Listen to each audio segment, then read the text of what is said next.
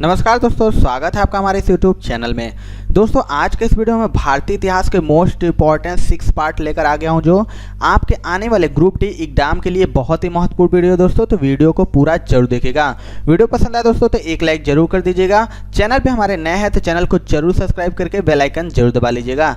दोस्तों इस चैनल के माध्यम से आने वाले RRC ग्रुप डी एग्जाम के लिए GK, GS, current affairs, reasoning, physics, biology, chemistry, math और जीके करंट और साइंस मिक्स के डेली वीडियो चैनल के माध्यम से आपको मिल रहे हैं। इसके अलावा दोस्तों हमारा एक और चैनल है ओम जायसवाल करके, आप इस चैनल को भी जरूर से जरूर सब्सक्राइब कर लीजिए, क्योंकि इस चैनल के माध्यम से आपको science topic wise, GK topic wise, math topic wise और जितने भी टॉपिक वाइज वीडियो दोस्तों सारा ओम जायसवाल चैनल से मिलेगा। तो आप इस चैनल को सब्सक्राइब जरूर कर लीजिएगा। तो चलिए दोस्तों आज की वीडियो को स्टार्ट करते हैं। पहला क्वेश्चन देखते हैं। प्राचीन भारत में चिकित्सा शास्त्र पर ग्रंथ लिखा था। मोस्ट इंपॉर्टेंट क्वेश्चन है। आपको बताना है कि प्राचीन भारत में चिकित्सा शास्त्र पर ग्रंथ किसने लिखा था। इसका जो राइट आंसर हो जाएगा दोस्तों ऑप्शन नंबर डी हो जाएगा, यानी चरक ने। आपको बता दें दोस्तों कि आयुर्वेद के मर्मज्ञ चरक कनिष्क के राजवैद्य थे, जिन्होंने औषधि शास्त्र पर चरक संहिता नामक ग्रंथ लिखा था, जिसे भारतीय चिकित्सा शास्त्र का विश्वकोश माना जाता है और इन्हें आयुर्वेद का जनक भी कहा जाता है। अगला क्वेश्चन देख लेते हैं दोस्तों। आयुर्वेद का जनक किसे कहा जाता है। मोस्ट इंपॉर्टेंट ये भी क्वेश्चन है। अभी मैंने बताया आपको बताना है कि आयुर्वेद का जनक किसे कहा जाता है। इसका राइट आंसर हो जाएगा ऑप्शन नंबर बी, यानी चरक को। आपको मैंने अभी बताया कि चरक संहिता नामक ग्रंथ लिखा था, जिससे भारतीय चिकित्सा शास्त्र का विश्वकोश माना जाता है और इन्हें आयुर्वेद का जनक भी कहा जाता है। अगला क्वेश्चन देखते हैं दोस्तों। ईसा पूर्व द्वितीय सदी में कागज बनाने की कला को किसने खोजा। मोस्ट इंपॉर्टेंट ये भी मैक्सिमम बार क्वेश्चन पूछता है कि जो कागज बनाने की कला थी वह किसने खोजा था। इसका आंसर हो जाएगा दोस्तों ऑप्शन नंबर ए, यानी चीनियों ने। आपको बता दें दोस्तों कि कागज बनाने की कला ईसा पूर्व द्वितीय सदी में चीनियों द्वारा खोजी गई थी और आधुनिक पेपर बनाने की प्रक्रिया की खोज जिंग झांग ने की थी। अगला क्वेश्चन देख लेते हैं दोस्तों।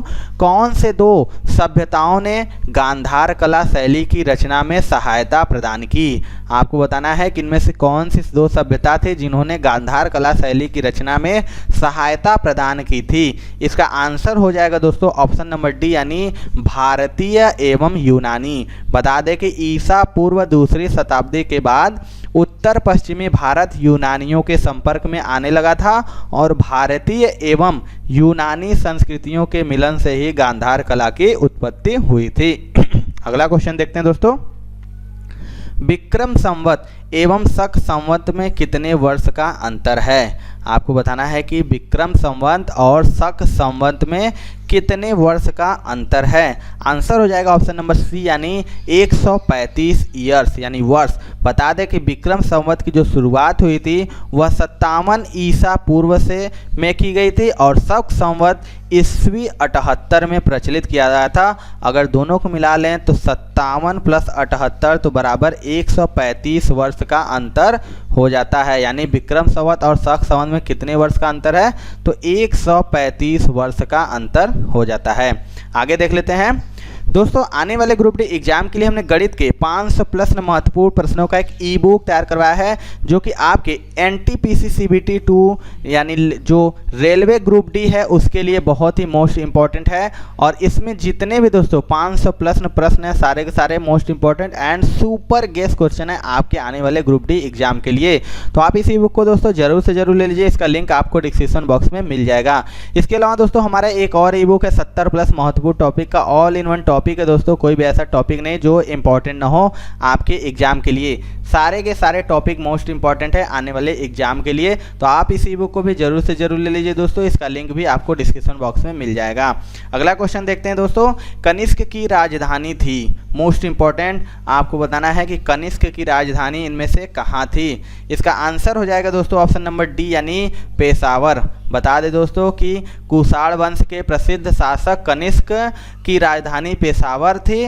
मथुरा उसकी द्वितीय राजधानी एवं उसके शासन का मुख्य केंद्र भी था। अगला क्वेश्चन देख लेते हैं दोस्तों।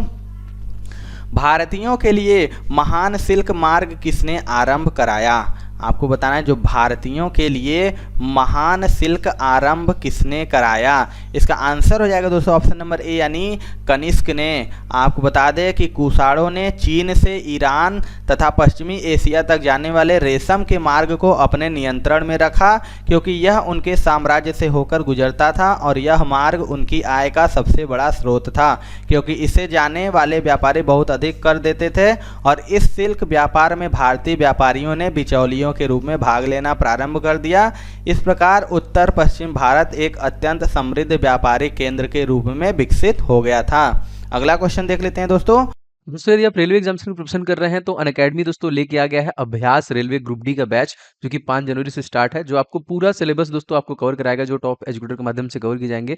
आपको सारे नोट्स हिंदी और इंग्लिश में दिए जाएंगे और आपको रेज हैंड जो कि करने का फीचर भी अवेलेबल रहेगा। इसके साथ दोस्तों एनटीपीसी सीबीटी 2 के लिए स्पेशली बैच दोस्तों 5 जनवरी से स्टार्ट हुआ है, लक्ष्य बैच, जिसमें आपका कंप्लीट प्रिपरेशन कराया जा रहा है।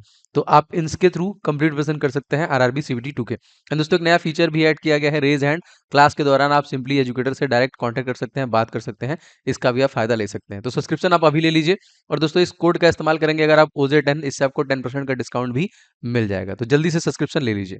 कुषाण काल में सबसे अधिक विकास किस क्षेत्र में हुआ था? मोस्ट इंपॉर्टेंट क्वेश्चन है, बताएं जो कुषाण काल था उसमें सबसे अधिक विकास किस क्षेत्र में हुआ था? इसका आंसर हो जाएगा दोस्तों ऑप्शन नंबर बी यानी कला के क्षेत्र में। बता दें कि कुषाण काल में कला के क्षेत्र में सर्वाधिक विकास हुआ था और गांधार कला सर्वप्रथम इसी समय प्रकाश में आई थी। अगला क्वेश्चन देखते हैं दोस्तों।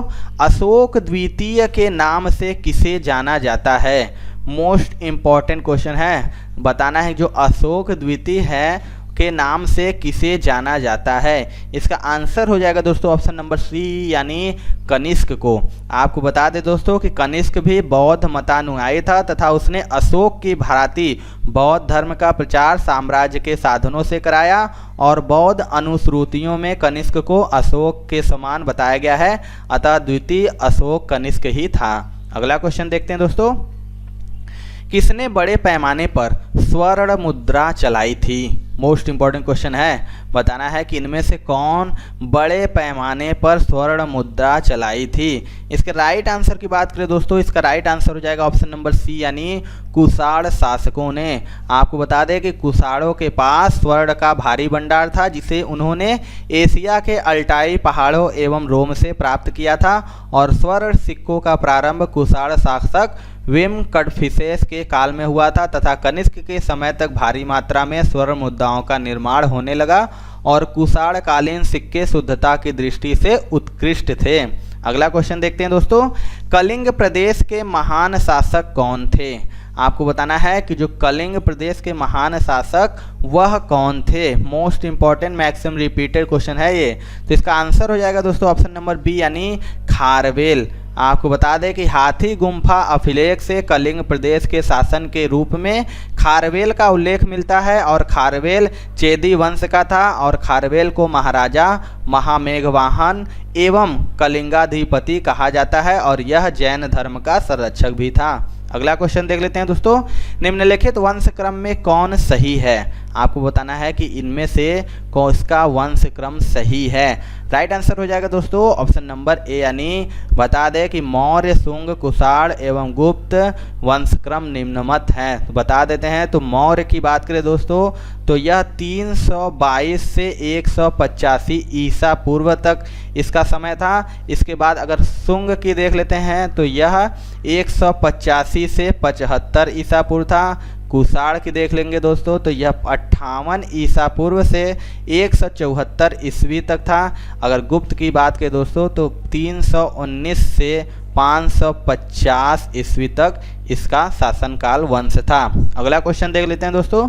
गुप्त साम्राज्य का वास्तविक संस्थापक किसे माना जाता है? बताना है कि जो गुप्त साम्राज्य था उसका वास्तविक संस्थापक किसे माना जाता है। इसका आंसर हो जाएगा ऑप्शन नंबर बी यानी चंद्रगुप्त प्रथम को। बता दें कि गुप्त साम्राज्य का वास्तविक संस्थापक चंद्रगुप्त प्रथम को माना जाता है। उसने 319 से 335 ईस्वी तक शासन किया था। अगला क्वेश्चन देख लेते हैं दोस्तों। गुप्त वंश का संस्थापक था।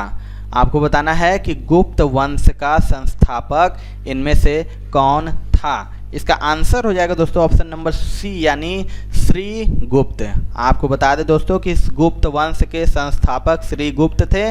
वे एक सामंत राजा थे और उन्हीं के नाम से आगे इस वंश को गुप्त वंश कहा जाने लगा। अगला क्वेश्चन देख लेते हैं दोस्तों, भारत का नेपोलियन किसे कहते हैं। मोस्ट इम्पॉर्टेंट बताना है कि भारत का नेपोलियन किसे कहते हैं। इसका आंसर हो जाएगा दोस्तों ऑप्शन नंबर बी यानी समुद्रगुप्त को। बता दें कि इतिहासकार स्मिथ ने भारत का नेपोलियन समुद्रगुप्त को कहा है और समुद्रगुप्त गुप्त साम्राज्य का प्रमुख शासक था जिसके समय में गुप्त साम्राज्य का सर्वाधिक विस्तार हुआ था। अगला क्वेश्चन देखते हैं दोस्तों, चंद्रगुप्त विक्रमादित्य किस वंश से संबंधित है। ये भी मोस्ट इंपॉर्टेंट क्वेश्चन है। बताना है जो चंद्रगुप्त विक्रमादित्य है वह किस वंश से संबंधित है। इसका आंसर हो जाएगा ऑप्शन नंबर ए यानी गुप्त वंश से। बता दें कि गुप्त वंश के सर्वाधिक प्रतापी शासक चंद्रगुप्त द्वितीय को ही चंद्रगुप्त विक्रमादित्य के नाम से जाना जाता है और विक्रमादित्य ने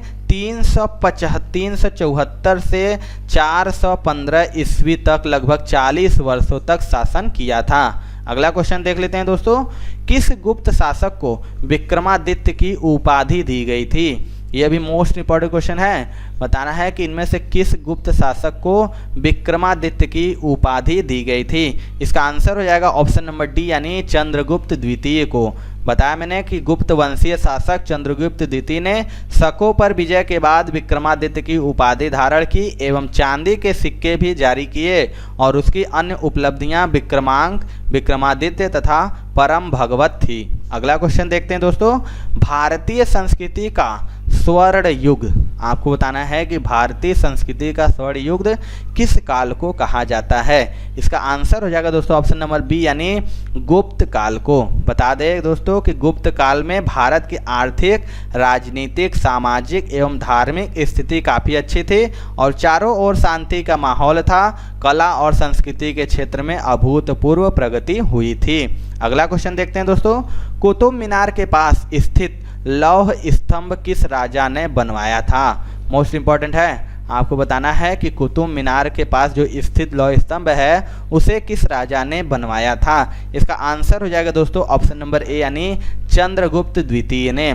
आपको बता दें कि यह माना जाता है कि मेहरौली का जो लौह स्तंभ है वो चंद्रगुप्त द्वितीय ने बनाया था और इसकी विशेषता यह है कि आज भी इसकी चमक धुंधली नहीं हुई है और इस पर चंद्र नामक राजा का भी उल्लेख मिलता है। अगला क्वेश्चन देखते हैं दोस्तों, गुप्त शासकों द्वारा जारी किए गए चांदी के सिक्के को कहते थे। बताना है जो गुप्त शासक ने चांदी के सिक्के जारी किए थे उसका क्या नाम था। मोस्ट इंपॉर्टेंट ये भी है। इसका आंसर हो जाएगा दोस्तों ऑप्शन नंबर डी यानी रूपक। आपको बता दें कि गुप्त राजाओं द्वारा जारी किए गए चांदी के सिक्के को रूपक कहते थे और इनका निर्माण क्षत्रप सिक्कों की तरह किया गया था और इन सिक्कों का वजन 30 ग्रेन से 35 ग्रेन तक होता था। अगला क्वेश्चन देखते हैं दोस्तों, वराह मिहिर एक महान क्या थे। आपको बताना है कि वराह मिहिर जो थे वह इनमें से क्या थे। इसका आंसर हो जाएगा दोस्तों ऑप्शन नंबर सी यानी खगोलविद। आपको बता दें कि वराह मिहिर एक खगोलविद थे और खगोल शास्त्र पर उनके प्रसिद्ध ग्रंथ बृहत संहिता तथा पंच सिद्धांतिका है और बृहत संहिता में नक्षत्र विद्या, वनस्पति शास्त्र, प्राकृतिक इतिहास और भौतिक भूगोल जैसे विषयों का वर्णन है। अगला क्वेश्चन देख लेते हैं दोस्तों, चीनी यात्री फाहियान किसके शासनकाल में भारत आया। मोस्ट इंपॉर्टेंट क्वेश्चन है। बताना है कि जो चीनी यात्री फाहियान था वह किसके शासनकाल में भारत आया था। इसका आंसर हो जाएगा दोस्तों ऑप्शन नंबर सी यानी चंद्रगुप्त विक्रमादित्य। आपको बता दें कि चीनी यात्री फाहियान चंद्रगुप्त विक्रमादित्य के समय में 399 ईस्वी में भारत आया तथा 414 ईस्वी तक उसने भारत के विभिन्न भागों का भ्रमण किया और इसका उद्देश्य बौद्ध ग्रंथों का अध्ययन करना तथा बुद्ध के चरण चिन्हों से पवित्र हुए स्थानों को देखना तथा फाहियान का जन्म चीन के वुयांग नामक स्थान पर हुआ था। अगला क्वेश्चन देखते हैं दोस्तों, उल्लिखित राजाओं का निम्न में से कौन सा एक कालक्रम सही है। आपको बताना है कि इनमें से किस राजा का कालक्रम सही है। इसका आंसर हो जाएगा दोस्तों ऑप्शन नंबर बी यानी समुद्रगुप्त, चंद्रगुप्त विक्रमादित्य और कुमारगुप्त प्रथम। बता दें कि समुद्रगुप्त के पश्चात उनके पुत्र चंद्रगुप्त द्वितीय यानी विक्रमादित्य राजा हुए और उनके पश्चात उनके ज्येष्ठ पुत्र कुमारगुप्त प्रथम राजा हुए और कुमारगुप्त के पश्चात स्कंदगुप्त राजा हुए थे। अगला क्वेश्चन देख लेते हैं दोस्तों। किसके परिणाम स्वरूप 5वीं शताब्दी ईस्वी में गुप्त साम्राज्य का पतन हुआ। आपको बताना है कि किसके परिणाम स्वरूप जो 5वीं शताब्दी ईस्वी में गुप्त साम्राज्य का पतन हुआ था, किसके परिणाम स्वरूप हुआ था। इसका आंसर हो जाएगा दोस्तों ऑप्शन नंबर सी यानी हुड़ आक्रमण के। आपको बता दें कि गुप्त साम्राज्य के पतन में हुड़ों का आक्रमण विशेष रूप से उल्लेखित नहीं है और यद्यपि स्कंदगुप्त ने हुड़ों को परास्त किया था तथापि उसने उत्तर पश्चिम सीमा को सुरक्षित रखने का प्रयास नहीं किया और बार बार हुड़ों के आक्रमण के बावजूद गुप्त राजाओं ने उन्हें रोकने के लिए कोई ठोस योजना नहीं बनाई थी। अगला क्वेश्चन देख लेते हैं दोस्तों। किस गुप्त शासक ने आक्रमणकारी हुड़ों से अपने साम्राज्य की सफलतापूर्वक रक्षा की। बताना है कि इनमें से कौन सा राजा था गुप्त जिसने हुड़ों से अपने साम्राज्य की सफलतापूर्वक रक्षा की थी। इसका राइट आंसर हो जाएगा दोस्तों ऑप्शन नंबर ए यानी स्कंदगुप्त। आपको बता दें कि स्कंदगुप्त एवं हुड़ों के मध्य हुए संघर्ष के विषय में जूनागढ़ अभिलेख, भीतरी अभिलेख, चंद्रगर्भ परिप्रेक्षा, चंद्र व्याकरण तथा कथा सरित सागर से प्रकाश पड़ता है और जूनागढ़ अभिलेख में हुड़ों को म्लेच्छ कहा गया है और स्कंदगुप्त ने हुड़ों को परास्त करने के पश्चात क्रमादित्य की उपाधि धारण की थी और इस विजय के उपलक्ष्य में उसने सारंग धारण करने वाले भगवान विष्णु की मूर्ति भीतरी में स्थापित की थी। तो ये थी दोस्तों आज की वीडियो। आपकी वीडियो कैसा लगा कमेंट सेक्शन में जरूर बताइएगा। वीडियो पसंद आएगा दोस्तों तो एक लाइक जरूर कर दीजिएगा और हमारे चैनल पर नया है तो चैनल को सब्सक्राइब करके बेल आइकन जरूर दबा लीजिएगा जिससे हम कोई वीडियो डालेंगे दोस्तों उसका नोटिफिकेशन आपको मिलता रहेगा। तो मिलते हैं दोस्तों अपने अगले वीडियो में, तब तक के लिए जय हिंद जय भारत।